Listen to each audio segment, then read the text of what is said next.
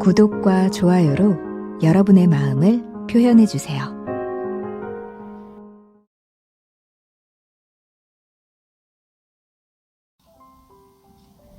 안녕하세요. 소소한 책 이야기 이민아입니다. 오늘은 나는 메트로폴리탄 미술관의 경비원입니다. 라는 책을 가지고 왔어요. 꽤 오래전부터 이미 서점가에서 베스트셀러 자리를 지키고 있는 책이죠. 제목을 보고 유명한 미술관인데 거길 지키고 있는 경비원께서 책을 쓰셨구나 하는 생각을 하며 좀 특별한 느낌이 들더라고요. 보통은 우리가 어느 유명한 장소, 미술관이든 유적지든 그런 장소를 생각하면 거기에 있는 작품이나 유물이나 이런 것들에 대해서 중점적으로 생각을 하지, 그것들을 밤낮으로 지켜주시는 경비원 분들에 대한 생각을 잘 하지는 않잖아요. 그래서 또 그분들의 시각으로, 이렇게 시선으로 보는 미술관은 어떤 느낌일지, 그리고 또 어떤 사연이 있길래 이렇게 책 한 권이 탄생했고 또 베스트셀러가 됐는지 궁금해지더라고요. 대학 졸업 후에 뉴요커에서 사회생활을 시작하고 뉴욕 한복판에서 승승장구를 꿈꾸면서 커리어를 쌓아가던 작가님이 어느 날 돈독했던 친형의 죽음으로 굉장한 상실감을 겪게 됩니다. 그러면서 너무 무기력해지고 아무것도 못하던 와중에 세상에서 가장 아름다운 공간에서 가장 단순한 일을 해봐야겠다. 그런 마음으로 이곳에서 일을 하게 되었다고 하네요. 그렇게 해서 약 10년 동안 일을 하게 됐고요. 그 후에는 이 미술관을 떠나서 뉴욕에서 도보 여행 가이드로 일을 했고, 또 첫 책으로 이렇게 화려하게 서점가에 데뷔를 한 거라고 하네요. 일단 내용 너무 궁금하죠? 같이 한번 차분하게 읽어볼게요. 나의 형, 톰을 위해. 1장. 가장 아름다운 곳에서 가장 단순한 일을 하는 사람. 메트로폴리탄 미술관 지하층에 경비원 배치 사무실 앞에 빈 예술품 운송 상자들이 쌓여 있다. 1층의 무기와 갑옷 전시관 바로 아래에 있는 사무실이다. 놓여있는 운송 상자들은 형태와 크기가 제각각이어서 커다란 박스처럼 생긴 것도 있고, 캔버스처럼 폭은 넓고 두께가 얇은 것도 있다. 그러나 하나같이 위풍당당하고 옅은 색에 가공하지 않은 원목으로 단단하게 만들어져서 희귀한 보물 혹은 이국적인 야수까지도 담아 운반할 만반의 준비를 갖춘 듯 보인다. 근무복을 입고 출근한 첫날, 이 견고하고 낭만적인 물건들 곁에 서서 앞으로 이곳에서 어떤 일들을 하게 될지 상상해 본다. 그러나 지금 당장은 나를 둘러싼 모든 것에 너무 강렬하게 사로잡혀 아무런 생각도 들지 않는다. 한 여자 경비원이 나를 데리러 왔다. 나의 사수, 아다다. 키가 크고 밀집 같은 머리를 가진 그녀는 동작도 갑작스러워 마치 마법에 걸린 빗자루가 움직이는 것처럼 보인다. 그녀는 낯선 억양으로 핀란드계일까? 인사하며 내 짙은 푸른색 상의에 떨어진 비듬을 털어내고는 근무복이 잘 맞지 않는 것에 눈살을 찌푸린다. 그러고는 운송 중인 예술품 우선이라는 경고 표지판들이 붙어있는 노출 콘크리트 복도 쪽으로 휘휘 손짓하며 나를 데려간다. 성배 하나가 카트에 실린 채 미끄러지듯이 옆을 지나간다. 우리는 이동식 리프트 옆에 달아빠진 계단을 통해 2층으로 올라간다. 리프트의 한쪽 바퀴 옆에는 반으로 접은 데일리뉴스 신문과 종이컵, 읽던 곳을 접어둔 헤르만 헤세의 시타르타 한 권이 놓여 있다. 지저분해. 아다가 내뱉는다. 개인 소지품은 락커에 보관하도록. 그녀가 평범한 철제문을 밀어 열자 마치 오즈의 마법사처럼 흑백 세상에 갑자기 색이 입혀지듯 환상 같은 톨레도 풍경이 우리를 마주한다. 감탄할 시간은 없다. 아다가 걸어가는 속도대로 플립북을 넘기듯 그림들을 스쳐 지나가며 수세기를 넘나든다. 그림의 내용은 신성과 세속을 오가고 배경은 스페인이었다가 프랑스가 되었다가 네덜란드였다가 다시 이탈리아가 된다. 마침내 우리는 높이가 2.5m에 달하는 라파엘로의 대작, 성좌에 앉은 성모자와 성인들 앞에서 발길을 멈춘다. 여기가 첫 근무지인 C구역이야. 아다가 말한다. 우리는 10시까지 여기에 서 있어야 해. 그 다음은 저기. 11시에는 저쪽 A구역으로 갈 거야. 조금씩 돌아다니거나 서성거리는 건 괜찮지만 친구, 우리 자리는 여기야. 명심해. 자, 그 다음에는 커피를 마시러 갈 거야. 여기가 당신의 전속 근무지지? 옛 거장의 회화 전시실. 나는 그런 것 같다고 말한다. 그러면 운이 좋은 거야. 그녀는 계속 말을 잇는다. 결국에는 다른 곳으로도 배정받게 되겠지. 고대 이집트 전시실에 서 있다가 갑자기 잭슨 폴록으로 보내질 수도 있고. 하지만 처음 몇 달간은 당신을 여기로 배치할 거야. 나중에는 아마 근무일의 60% 정도만 여기서 일하게 될 테지. 여기서 근무하는 동안에는 그녀는 발을 2번 구른다. 나무 바닥이라 발이 덜 피곤할 거야. 믿어지지 않을 수도 있겠지만 날 믿어. 나무 바닥에서 12시간 근무하는 건 대리석 바닥에서 8시간 근무하는 거랑 동급이야. 여기서 12시간 근무는 정말 아무것도 아니지. 발이 거의 아프지도 않을 거야. 우리는 전성기 르네상스 갤러리에 있는 듯하다. 모든 벽에는 웅장한 그림들이 가느다란 구리선에 매달려 있다. 방 자체도 위용이 넘친다. 크기는 세로 12m에 가로 6m 정도이고 쌍여닫이식 출입문이 3방향으로 나 있다. 바닥은 아다가 장담한 대로 말랑하고 천장은 높다랗고 천장으로 들어오는 자연광과 램프의 불빛이 전략적인 각도로 작품들을 비추고 있다. 방 가운데는 벤치가 하나 놓여 있는데 그 자리에는 중국어로 된 관람객용 지도가 버려져 있다. 벤치를 지나니 비어 있어서 더 눈길을 끄는 벽 위로 한 쌍의 철사가 느슨하게 드리워져 있는 모습이 보인다. 아다가 그것을 의식하고 이야기한다. 벽면에 붙은 라벨의 서명을 보면 이곳이 충격적인 범죄 현장이 아니라는 유일한 증거가 있는 쪽을 그녀가 몸짓으로 가리키며 말한다. 프란체스코 그라나치 작품이 여기 전시돼 있었는데 보존연구원이 청소를 하려고 가져갔어. 그게 아니라면 어딘가로 대여돼서 반출됐거나 큐레이터 사무실에서 살피는 중이거나 스튜디오에서 작품 촬영 중일 수도 있겠지. 누가 알겠어. 하지만 어떤 경우에도 항상 이런 라벨이 남겨져 있을 거야. 우리는 관람객이 그림에 약 1m 이내로 접근하지 못하게 쳐져 있는 정강이 높이의 방지선을 따라 서성이며 관리해야 하는 다음 전시실로 들어간다. 이곳에서는 보티첼리가 가장 유명 인사인 것으로 보인다. 그 다음으로는 더 많은 피렌체 출신 예술가들의 작품이 들어차 있는 조금 작은 3번째 전시실이 있다. 여기까지가 오전 10시까지의 순찰 영역이고 이후에는 그 다음 3개의 전시실로 이동할 것이다. 인명과 재산을 보호해 반드시 그 순서대로. 아다는 한결같이 스타카토처럼 강조하는 말투로 강의를 이어간다. 이건 복잡할 것 없는 일이야. 젊은 양반? 하지만 바보같이 굴어서도 안 돼. 항상 눈을 열고 주위를 둘러보고 성가신 일들을 허수아비처럼 쫓아버려야 해. 작은 사건이 일어나면 알아서 처리해. 만약 더 심각한 일이 발생하면 사령실에 통보하고 교육 때 배운 프로토콜을 따라야 해. 우리는 얼간이들이 경찰 역할을 하게 만들 때 빼고는 경찰이 아니야. 다행히도 그건 자주 있는 일은 아니고.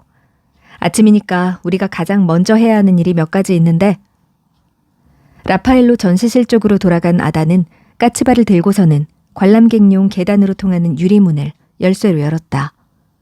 그 다음 아무렇지도 않게 관람객 접근 방지용 케이블을 넘어갔다.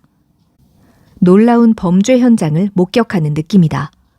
묵직한 황금색 액자 아래에 쭈그려 앉은 그녀는 계기판의 스위치들을 가리키며 말한다.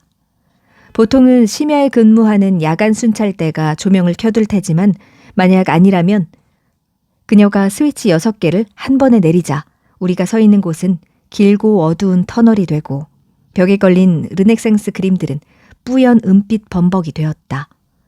스위치를 다시 올리자 놀랄 정도로 큰 덜컹 소리와 함께 전시실들의 차례로 하나씩 불이 들어왔다. 9시 35분 정도가 되니 관람객들이 조금씩 흘러 들어오기 시작한다. 옆구리에 낀 포트폴리오로 보아 미대생인 듯한 첫 방문자는 전시실에 자기 혼자라는 것을 깨닫고 놀란 나머지 글자 그대로 숨을 삼킨다. 그녀가 나와 아다를 인원으로 고려하지 않는 건 어쩌면 당연한 일이다. 한 프랑스인 가족이 뉴욕 매치라고 적힌 캡모자를 맞춰 쓰고 뒤를 이어 들어오자 아다의 눈이 가늘어진다. 그녀는 우리 방문객들은 대체로 멋진 사람들이지 라고 인정한다.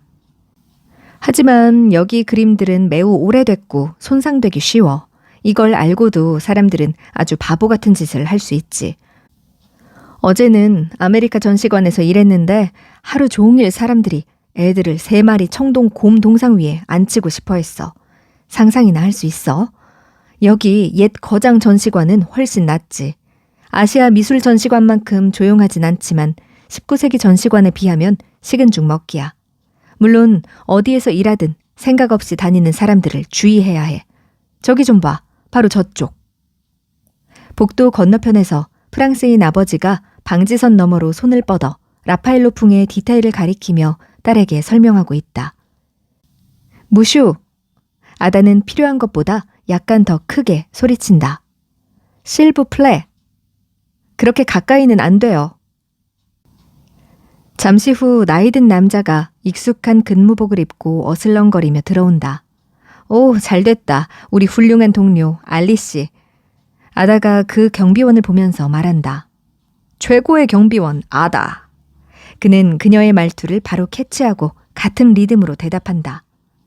알리 씨는 자신을 우리 팀 1팀 B조의 교대병으로 소개하며 우리를 B구역 쪽으로 밀어낸다. 아다는 격렬하게 동의하며 묻는다. 알리, 당신이 1소대예요? 2소대야. 1월 휴무? 금토 휴무. 아, 그럼 이건 오버타임 근무군요. 브릭리 씨, 알리 씨는 오늘 아침 우리보다 조금 일찍 일을 시작했어. 하지만 그래서 5시 반이면 집에 갈 수 있지. 이분은 당신이나 나 같은 3소대원처럼 터프하지 않아. 아름다운 아내를 보러 집에 가야 하는 분이지. 무슨 요일에 일한다고 했지, 브릭리 씨? 아, 맞다. 말해줬지? 금토 일화 12시간 12시간 8시간 8시간. 좋다. 긴 근무일이 평범해질 거고 보통 근무일은 짧게 느껴질 거야. 오버타임 근무를 선택하면 3일째에는 무조건 쉴 수 있어. 우리 3소대에 붙어 있으라고. 이어지는 순찰구역은 13세기와 14세기의 이탈리아의 그림뿐만 아니라 바로 옆 커다란 전시실에 프랑스 혁명 시기 그림들까지 아우른 곳이라 우리는 역사의 타임라인을 오르락내리락 한다. 돌아다니면서 때때로 아다는 필요하긴 하지만 능력은 자신보다 한 수 아래로 치는 감시 카메라와 경보기의 위치를 알려준다. 인간 노동자들을 더 대단하다고 여기는 그녀는 우리 경비원들과 거의 맞먹기 중요하다고 생각하는 이곳의 숨은 조연들을 열거하는데 더 열을 올린다. 관리인, 우리의 노조 형제자매, 진통제를 나눠주는 간호사, 한 달에 하루밖에 쉬지 않는 계약직 엘리베이터 관리인, 은퇴했거나 비번일 때 미술관에 상주하는 소방관 2명, 무거운 작품을 옮기는 인부, 더 섬세한 작품들을 다루는 전문 아트 핸들러, 목수, 페인트공, 목공 기술자, 엔지니어, 전기 기술자, 조명 기술자, 그리고 우리가 비교적 덜 마주치게 되는 큐레이터와 보존 연구원, 경영진까지. 이 모든 것이 매우 흥미롭지만 나는 우리가 1300년경에 그려진 두 초의 성모와 성자로부터 불과 몇 걸음 떨어진 곳에서 수다를 떨고 있다는 사실을 의식하지 않을 수 없었다. 오전 내내 어떤 그림과도 마주서서 제대로 들여다볼 기회가 없던 터라 나는 $4,500만 달러라고 알려진 이 그림의 가격을 화제 삼아 아다의 주의를 이쪽으로 끌 수 있을까 고민한다. 그러나 아다는 내가 그런 저속한 이야기를 했다는 사실에 슬퍼할 뿐이다. 그녀는 그 작은 그림 패널 가까이 나를 끌어당기며 속삭인다. 액자 하단에 검게 그을린 자국들 보이지? 봉헌 촛불 때문에 생긴 그을음이야. 아름다운 그림이지? 이 모든 게 아름다운 그림들이야. 안 그래? 나는 이 사람들, 학생들, 관광객들, 이곳을 찾는 모두에게 여기 그림들은 거장의 작품이라는 걸 상기시키려고 노력해. 너와 나, 우리는 거장들과 함께 일하는 거야. 두초, 페르메이르, 벨라스케스, 카라바조. 뭐와 비교해서? 그녀는 아래층 아메리카 전시관의 이웃들을 내려다본다. 조지 워싱턴의 초상화랑? 오, 제발, 말도 안 되는 소리. 알리씨가 전시실의 반대편에서부터 양팔로 우리를 익살스럽게 밀어내는 동작을 하며 다가온다. 그래서 우리는 유리문을 통해 미술관의 그레이트홀이 내려다 보이는 거대한 전시실로 밀려난다. 옛 거장 전시관에서 거의 벗어나다시피 한 이곳이 우리가 다음으로 담당할 구역이다. 복잡한 교차로 같은 곳이라 아다는 미라, 사진, 아프리카 가면 등을 찾는 사람들의 요청에 끊임없이 시달리며 고대 의료기구나 뭐 그런 것들은 없나요? 같은 질문에는 이곳에는 없습니다 라고 자신있게 대답하며 대화를 끝낸다. 아다는 질문의 수준이 낮은 것에 대해 내게 양해를 구하면서 주위가 좀 조용해지면 흥미로운 질문들도 듣게 되리라 말한다. 드가의 발레리나 조각상으로 가는 경로를 능숙하게 설명하고 난 후 그녀는 나를 툭툭 치며 때마침 지나가는 고급 수트 차림의 남자를 가리킨다. 이 전시실의 큐레이터, 모건인가 뭔가 하는 사람이야. 그가 바닥에 시선을 고정한 채 우리를 지나 두 초의 작품들이 있는 복도를 따라 황급히 사라지는 것을 지켜본다. 사무실로 가는 거야. 아다가 설명해준다. 루벤스 전시실에 초인종이 붙어있는 문 뒤에 있어. 우리 둘 다 그 아이러니를 놓치지 않는다. 탁 트인 이쪽 바깥에서 걸작들과 온종일 시간을 보내는 사람들은 오히려 우리 같은 싸구려 근무복을 입은 사람들이었다. 11시가 다 되어 곧 휴게 시간이다. 이즈음 아다의 안내를 받으려는 사람들이 모여들어 짧은 줄이 생겼고 나에게는 동굴 같은 그레이트홀을 내려다볼 짬이 생겼다. 관람객들은 연어 떼가 강을 거슬러 오르듯이 중앙 계단을 올라와 마치 냇물에 박혀있는 돌인 것처럼 나를 빠르게 스쳐 지나간다. 미술 애호가들, 관광객들, 뉴요커들이 물밀듯 들어오는 것을 바라보는 대신 이 계단을 오르내렸던 과거의 많은 시간들을 떠올린다.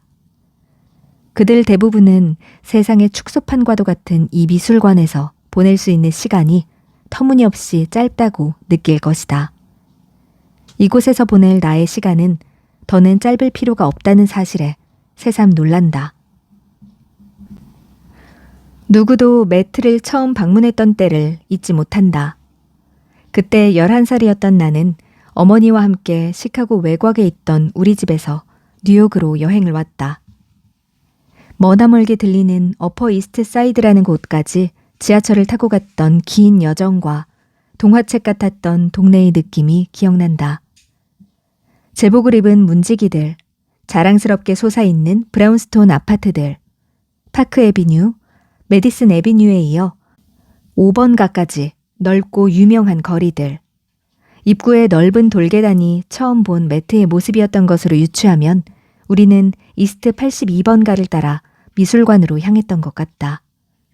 돌계단은 어느 색소폰 연주자에게 원형 극장 무대가 되어주고 있었다. 기둥이 많은 매트의 정면은 고대 그리스 양식 같다는 인상이라 놀라우면서도 친숙했다. 오히려 마법 같았던 것은 건물에 가까이 다가가면 다가갈수록 건물이 점점 더 넓어 보여서 미술관 앞에 핫도그 트럭과 물을 뿜는 분수 옆에 서서도 건물 전체가 한눈에 들어오지 않는다는 점이었다. 너비 따위는 가늠할 수 없는 곳이라는 사실을 곧바로 이해했다. 우리는 대리석 계단을 올라 문지방을 넘어 그레이트홀로 들어섰다. 전형적인 몰인형인 어머니는 자신이 적정 기부금을 내기 위해 줄을 서는 동안 로비를 돌아다녀 보라고 독려했다. 메트로폴리탄 미술관은 관람객이 입장료 대신 자율적으로 기부금을 내는 시스템으로 운영되고 있었으나 2018년 1월부터는 이를 폐지하고 고정 입장료를 제시하고 있다. 그랜드 센트럴 터미널 못지않게 웅장한 모습의 로비는 기차역에서 모험을 떠날 준비를 하는 사람들이 내뿜는 것과 맞먹는 에너지로 가득 차 있었다. 로비 한쪽 입구를 통해 나는 눈이 부시도록 하얀, 아마도 고대 그리스 시대의 것인 듯한 조각상들을 볼 수 있었다. 반대편 입구 너머로는 모래빛 무덤이 살짝 보이는 걸로 봐서 고대 이집트로 가는 길이 분명했다. 정면에는 넓고 곧은 장엄한 계단이 마치 범선의 도처럼 크고 팽팽한 형형색색의 캔버스에 닿도록 뻗어 있었다. 입장권 대신 받은 작은 양철 배지를 옷깃에 꽂고 나니 계단에 오르는 것이 세상에서 가장 자연스러운 일처럼 느껴졌다. 미술에 관해 내가 아는 모든 건 부모님에게서 배웠다. 대학생 때 부전공으로 미술사를 공부한 어머니 모리는 자신의 아마추어적 열정을 형 톰과 누이 미아 그리고 나에게 전도했다. 우리는 적어도 1년에 몇 번씩 시카고 미술관으로 모험을 떠났다.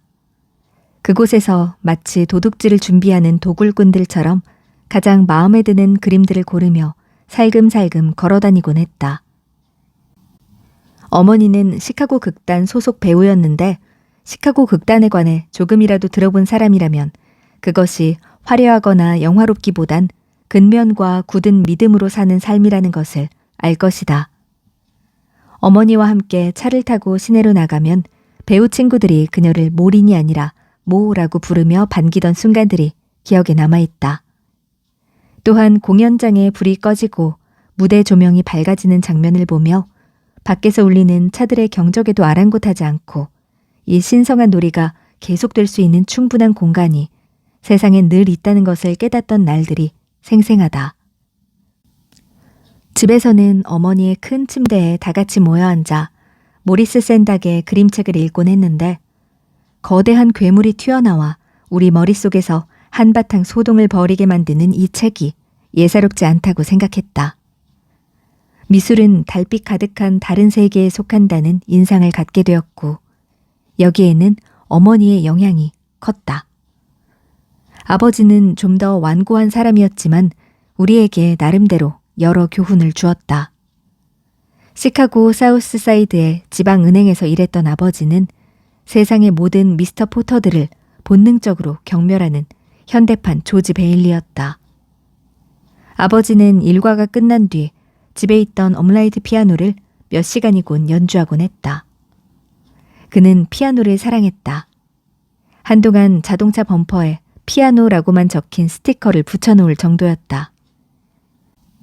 아버지는 언제나 자신의 재능은 재능 자체가 아니라 즐거움에서 비롯한 부지런함이라고 말했다.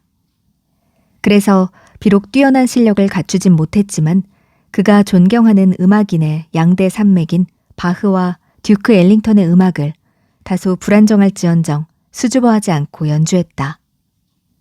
그리고 연주하는 내내 음악의 아름다움을 진심으로 찬양하며 큰 소리로 노래를 불렀다. 예술가란 두려워하지 않는 사람이라는 나의 생각은 분명 아버지에게서 물려받은 것이다. 어머니와 함께 매트를 처음 방문했던 그날, 나는 다음 모퉁이를 돌면 계속해서 더욱더 놓칠 수 없는 광경이 펼쳐질 거라는 생각에 사로잡혀 일행의 선두에 서서 엄청난 속도로 미술관을 통과했다. 1880년에 개관한 이래 미국에서 최고로 꼽히는 이 미술관은 부속 건물에 또 부속 건물을 이어짓는 식으로 무질서하게 확장돼서 완전히 새로운 분위기가 난데없이 펼쳐지곤 한다. 우리는 꿈속에서 저택을 탐험하듯 이리저리 방향을 바꾸며 방황했다. 방들이 우리 앞으로 호련히 나타났다가 뒤로는 소리 없이 사라졌고 두 번째 방문하는 전시실도 새로운 각도에서 보면 낯설 뿐이었다. 소용돌이 같았던 그날의 방문에서 명확히 기억나는 작품은 단 2점이다. 그때까지 나는 파푸아 뉴기니의 아스마트 부족이 만든 나무 조각, 그 중에서도 기둥 하나당 사고 야자나무 한 그루씩을 써서 만든 토템폴들만큼 상상력이 뛰어난 작품은 보지 못했다. 그중 내가 가장 좋아한 토템폴은 문신을 한 남자들을 서로의 어깨 위로 쌓아 올린 뒤 가장 위에 있는 남자의 성기를 야자나무 이파리 모양으로 넓어지도록 조각한 것이다. 그건 마치 세상이 내가 생각했던 것보다 훨씬 더 많은 가능성을 갖고 있다는 사실을 증명하는 것 같았다. 그리고 옛 거장 전시관에서 피터르 브리얼의 1565년 작품인 곡물 수학에 사로잡혀 발걸음을 멈췄다. 지금 생각해보면 나는 근본적으로 예술만이 가진 특별한 힘에 반응하듯 그 위대한 그림에 반응했다. 다시 말해서 그림의 위대한 아름다움을 어떻게 대해야 할지 몰랐음에도 이미 그것을 충분히 경험한 것이다. 이때는 내가 느낀 감상을 말로는 분출할 수가 없었다. 사실 할 수 있는 말이 별로 없었다. 그 그림의 아름다움은 언어적인 것이 아니라 물감과도 같이 과묵하고 직접적이며 물체적이어서 생각으로 번역하는 것조차 거부하는 듯했다. 그래서 그림에 대한 나의 반응은 새 한 마리가 가슴속에서 퍼덕이듯 내 안에 갇혀 있었다. 그 감정을 어떻게 받아들여야 하는지 알 수 없었다. 어쩌면 지금까지도 늘 어려운 일이다. 이제는 경비원으로서 수많은 방문객이 각자의 방식으로 이 신비로운 감정에 반응하는 것을 지켜볼 수 있게 되었다. 그로부터 7년 후 대학에 진학하면서 뉴욕으로 이사했다. 그 가을의 메트로폴리탄 기획전은 우연히도 브리얼의 그림과 판화 컬렉션이었고 나는 다시 장엄한 중앙 계단을 올랐다. 이번에는 노트를 움켜쥔 빛나는 눈과 야심을 품은 학생으로서였다. 평생 나는 똑똑한 형의 뒷공무니를 쫓아다니는 신세였다. 나보다 2살 위였던 톰은 말하자면 수학 천재였고 나는 스스로를 예술가의 부푼 꿈을 가진 패기 넘치는 남동생쯤으로 여겼다. 1학년 1학기 나는 영문학 강좌 중에 제목이 가장 진지해 보이는 존 밀턴 세미나를 수강했고 12주 동안 신라권 12권을 구문별로 해석하게 됐다. 겸연쩍음을 안 악마는 그곳에 서서 선의 지독함을 느꼈네. 페이지마다 위와 같은 구절이 나왔고 이것들만 해석하기에도 12주는 좋게 더 걸릴 것 같았다. 위대한 책과 위대한 예술은 나에게 그렇게 엄청난 것으로 다가왔다. 몇 과목밖에 듣지 않았던 미술사 강좌는 학부 수업 중 가장 설레는 시간들이었다. 강의실에 불이 꺼지고 슬라이드 프로젝터가 웅웅거리며 살아나면 스크린 위로 성당들, 이슬람 사원들, 궁전들과 같은 세상의 모든 웅장함이 딸깍딸깍 딸깍 소리를 내며 튀어올랐다. 르네상스 시대의 작은 초크 그림이 100배로 부풀어 올라 초기 영화의 한 장면처럼 밝은 스크린 위에서 고요히 진동하는 더 정적인 순간도 있었다. 공부를 하면서 겸손도 배웠다고 말할 수 있다면 좋겠지만 그러기에는 너무 어렸던 것 같다. 시스티나 예배당의 천장 벽화 청소 작업에 참여하셨던 교수님께 수업을 받을 때면 마치 내가 촉망받는 학자가 되어 그 현장의 작업대 위에 올라선 것 같은 기분이 들곤 했다. 브리헐 전시회를 방문한 날 나는 큐레이터들이 작품 캡션에 빼곡히 짜넣은 모든 단어를 흡수하는데 열중했다. 첫 방문에서 곡물 수학을 보고 멍해졌던 느낌. 유치하고 심지어 바보처럼 여겨지기까지 하는 반응을 넘어서 앞으로 나아갈 준비가 됐다고 생각했다. 세련되어지고 싶었던 나는 적절한 학문적 도구들을 갖추고 최신 용어를 익히면 예술을 제대로 분석하는 법을 배울 수 있고 따라서 예술을 대하는데 부족함이 없으리라 생각했다. 가슴속에서 작은 새가 날개짓하는 것이 또 느껴졌나? 하지만 문제될 것은 없었다. 나는 이제 그림의 모티프에 정신을 집중하거나 유파나 확풍을 파악하면서 그 묘한 느낌을 가라앉힐 수 있지 않은가. 이러한 전략은 소리 없는 아름다움에 대한 나의 인식을 뛰어넘어 현실 세계에서 나의 느낌을 자유롭게 표현할 수 있도록 해줄 언어를 찾기 위함이었다. 하지만 형인 톰이 갑자기 병상에 눕게 되면서 모든 우선순위가 뒤바뀌었다. 대학을 졸업하고 2년 8개월 동안 나에게 현실 세계란 베스 이스라엘 병원의 병실과 퀸스에 있는 방 한 칸짜리 형의 아파트가 전부였다. 졸업 후 뉴욕 중심가의 고층 빌딩에서 화려한 직장 생활이 시작했지만 정작 나에게 아름다움, 우아함, 상실, 그리고 어쩌면 예술의 의미를 가르쳐준 것은 그런 조용한 공간들이었다. 2008년 6월 형이 세상을 떠나고 나자 나는 내가 아는 공간 중 가장 아름다운 장소에서 떠올릴 수 있는 가장 단순한 일을 하는 일자리에 지원했다. 11살 때와 달리 이번에는 앞으로 나아가는 것은 생각지도 않으며 그곳 메트로폴리탄 미술관에 도착했다. 가슴이 벅차고 찢어지는 듯 했다. 한동안은 그저 가만히 서 있고 싶었다. 오후에 아다가 내 어깨를 잡으며 말했다. 젊은이, 이제 당신을 혼자 있게 해줄게. 당신은 여기 있어. 나는 저기 있을 테니. 그러고는 스페인 전시관 쪽으로 사라진다. 물론 완전히 혼자 남은 것은 아니지만 지나가는 낯선 이들은 별로 동행처럼 느껴지지 않고 뉴욕 평균 크기 아파트 약 3,000개를 합친 면적의 미술관은 너무도 장황하게 펼쳐져 있어서 이런 전시실 정도는 거의 붐비지 않는다. 몇 분간 C구역에 서서 멈춘 게 아닐까 싶은 느린 속도로 시간이 서서히 전진하는 것을 느낀다. 나는 앞으로 손깍지를 낀다. 뒤로 손깍지를 낀다. 손을 바지 주머니에 넣어본다. 문설주에 기댔다가 잠시 서성거렸다가 벽에 기대어 본다. 새끼 오리처럼 아다를 졸졸 따라다니다가 주위를 경계하며 가만히 서 있는 갑작스러운 태세 전환에 준비가 되지 않은 듯 안절부절 못하고 있는 것이다.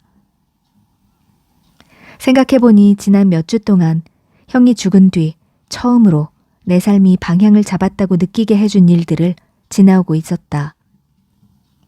지원서를 제출하고 면접을 보고 훈련을 받고 뉴욕주 운전면허 시험을 통과하고 지문을 등록하고 근무복 제작실에서 미술관의 재단사가 내 치수를 재고 그리고 마침내 이곳에 도착한 것이다. 그런데 이제 내가 할 유일한 일은 고개를 들고 있는 것이다.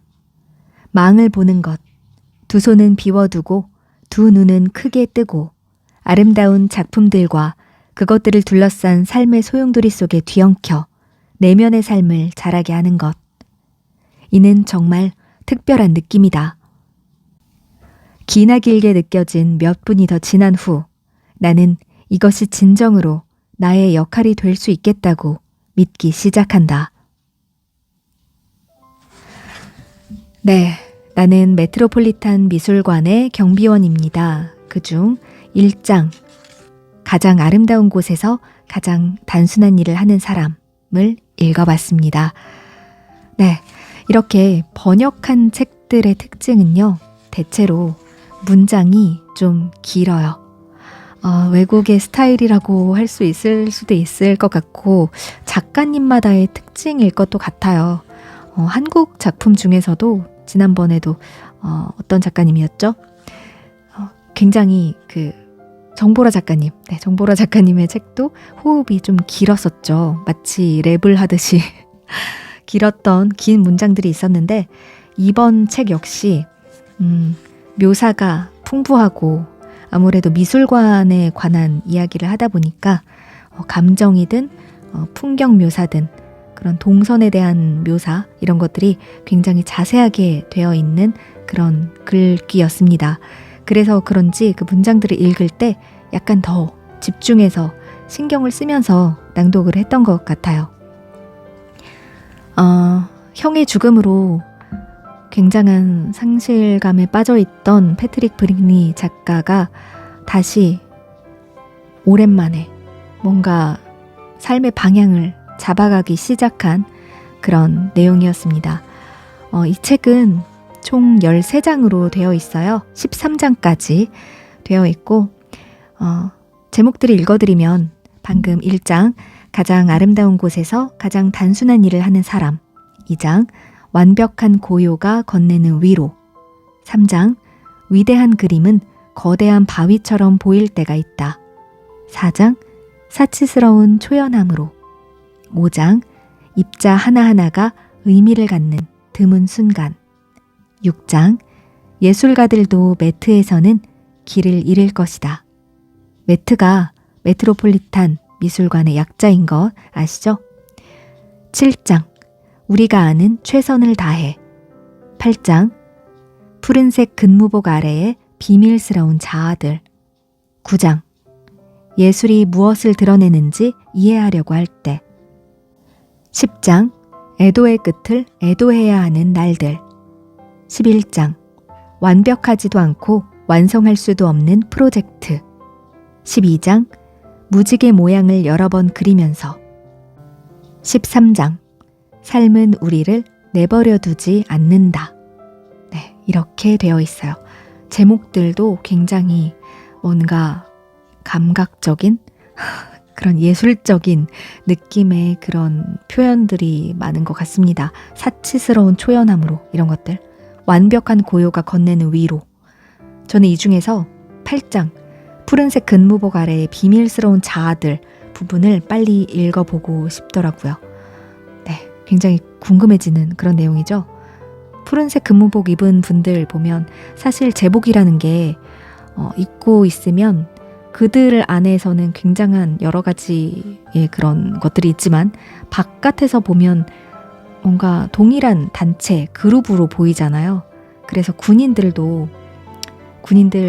스스로 이렇게 옷을 막 각을 세우고 이렇게 칼각을 잡고 이렇게 해서 멋지게 꾸며 입지만 일반인이 볼 때는 그냥 군복이네 이렇게 보인다는 그런 말이 있듯이 이런 근무복을 입은 분들을 보면 그렇게 뭔가 특징에 대해서 생각해보지 않곤 했는데 사실은 다 누구나 그런 비밀스러운 자아들을 가지고 있는 개개인의 사람들이잖아요. 그래서 이 8장이 가장 내용이 궁금해지더라고요. 이 책이 베스트셀러가 된 이유도 책을 읽어보면 느껴지게 되는 것 같습니다. 가장 경이로운 세계 속으로 숨어버린 한 남자의 이야기, 한번 책 구해서 읽어보시면 좋겠고요. 저는 다음 시간에 또 재밌는 책, 좋은 책 가지고 인사드리도록 할게요. 네, 그러면 연휴 그리고 휴일 잘 보내시기 바랍니다. 오늘도 들어주셔서 고맙습니다.